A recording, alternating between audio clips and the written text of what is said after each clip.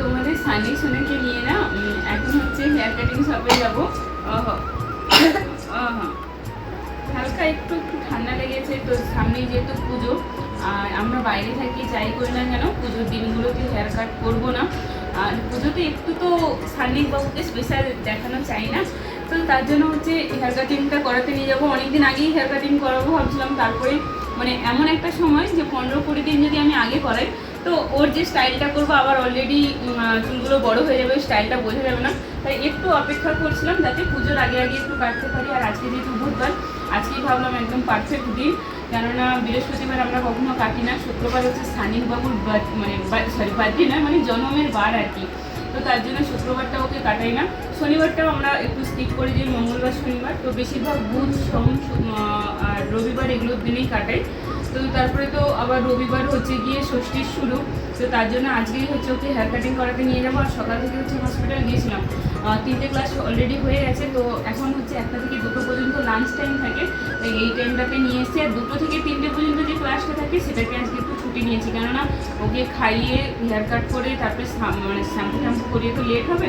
তবে 3:15 থেকে স্কুল আছে, আবার ওখানে যাব। তো চলো, অনেক কথা বলছি, সানি সোনাকে খাইয়ে দিয়েছি, হেয়ার কাটিং সবে গেছিলাম, ওই দাদাটা হচ্ছে নেই এখন, তো তার জন্য সেই মিডিলে খাইয়ে দিয়েছি। আর সানিক বাবু আগে কী খেয়েছো? তো মনি বাড়িতে ছিল, মনি হচ্ছে সবজি ভাত করেছিল, ভেজিটেবল রাইস বলে, তো ওটা মনি রেডি করে রেখেছিল, সানিকে আলাদা করে রেখেছিল। তো যাই হোক, মনি আজকে হসপিটাল যায়নি, তাই ও করতে পেরেছে। কি বলতে গিয়ে কত কি বকে যাচ্ছি। তো যাই হোক, সানি সোনা এখন খাওয়া হয়ে গেছে, এখন চটজলদি যাবো। আবার ভাইয়াটা ফোন করলো যে দিদি আসো, আমি চলে এসেছি। তো সানি বাবুকে যাওয়ার আগে একটু জল খাইয়ে তারপরে যাবো।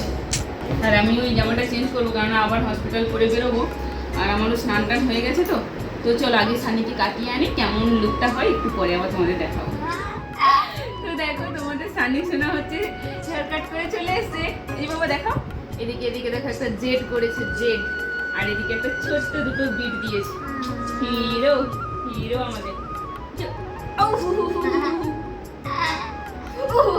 একটু কাছে থেকে নিয়ে মানে দেখে বলো তো তোমাদের সানিক বিটাকে কেমন লাগছে। একটুখানি শ্যাম্পু ট্যাম্পু করে আমাদের আজকে হিরো সেজেছে। আয়ো ঘুম আসলে না, তখন এত দেরি হয়ে গেছে, ওকে স্নান টান করে মানে আমারও খাওয়ার টাইম হয়নি, কোনোরকম রেডি হয়ে আবার স্কুলে চলে গিয়েছিলাম। স্কুল থেকে ফিরে তারপরে তোমাদের সঙ্গে এই ভিডিওটা শেয়ার করছি।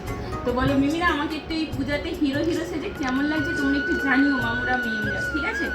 দাদান আছে, দিদুন আছে, সবাই সবাই তোমার ভিডিও দেখে, সবাই তোমার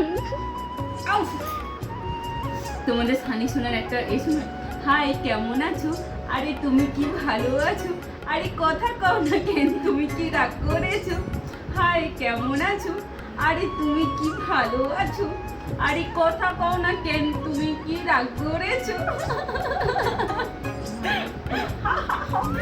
बच्चा मेरा सोना, मेरा पापू, मेरा जान, मेरा गोल्डन बच्चा, मेरा सिल्वर बच्चा, प्लैटिनम बच्चा, टैनिक्स बच्चा, ये जो बच्चा लाडू बच्चा, रसगुल्ला बच्चा, पंतो बच्चा, सब कुछ है।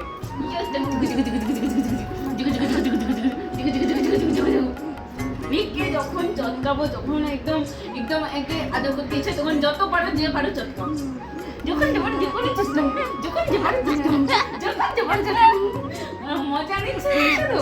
কিন্তু এক্ষুনি যদি ব্যায়ামটা শুরু করবো বলি, তাহলে ওর আমার ধারে কাছে থাকবে না। মানে মনি যদি ওই রুমে থাকে, মনির কাছে তোর করে পালাবে, নইলে রান্নাঘরে থাকলে রান্নাঘরে পালাবে, মানে ও আর ধারে কাছে আমার নেই। যখন যদি মোমো মেম করে না, তোমার সঙ্গে খেলে, বলো আমাকে কত সুন্দর লাগছে তোমরা বলবে। তো চলো টাটা, ওর সঙ্গে খেলতে বসলে আর খেলাও শেষ হবে না, তোমাদের বোর লেগে যাবে এতক্ষণ দেখলে। টাটা, সবাই